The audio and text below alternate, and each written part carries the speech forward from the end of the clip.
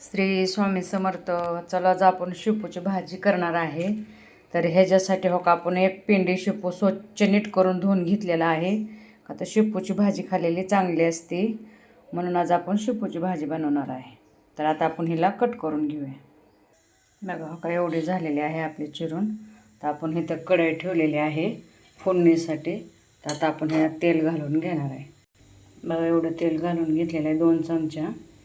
तर आता आपण लसूण, कोथिंबीर आणि मिरची काढलेली पेस्ट टाकून घेऊया. आता आपण लसूण, कोथिंबीर ह्याचं पेस्ट आपण तळायला टाकलेलं आहे. तर आता हिला खरपूस तळून देऊया, म्हणजे मग शेपूची भाजी चांगली चवीला लागते. आणि शेपूची भाजी आयुर्वेदिक आहे, ही खाल्लेली चांगली असते. तर भरपूर असे शेपूची भाजी खाण्याचे भरपूर फायदे आहेत, म्हणून आपण शेपूची भाजी बनवतो. मग आपला मिरची, लसूण, कोथिंबीर मस्त असे तळलेले आहे. तर शेपूची भाजी आपण टाकून घेऊया, म्हणजे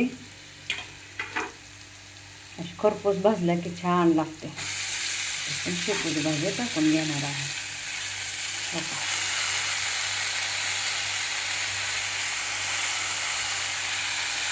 आता एकजीव करून घेऊया. आता आपण मुगाची डाळ घालून घेऊया. 2 चमचे भिजू घातलेली होती. मुगाची डाळ टाकू शकता, मटकीची टाकू शकता, किंवा मसूरची बी टाकू शकता तुम्ही, किंवा बिगर डाळीची पण भाजी करू शकता. आता उकळून तर आपण 10-15 मिनटं ठेवूया कमी गॅसवर. झाकायची नाही, झाकली तर मग ती काळपट पडते, हिरवटपणा राहत नाही, म्हणून आपण झाकायची नाही, कमी गॅसवर वाफवून द्यायची. तर आपण काढताना थोडं मीठ टाकलं होतं, आता थोडं मीठ टाकून घेऊया. आणि 2 चमचे शेंगदाण्याचा कूट घालून घेऊया. जरा लय बारीक पण नाही, लय मोठा पण नाही, मिडियम शेंगदाण्याचा कूट घालायचा, म्हणजे छान लागते असे.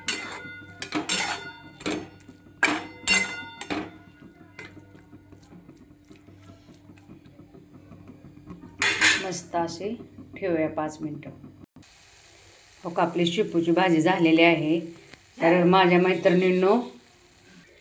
मैत्रिणींनो तुम्हाला कशी वाटली माझी शेपूच्या भाजीची डिश, तर मला कमेंट करून सांगा.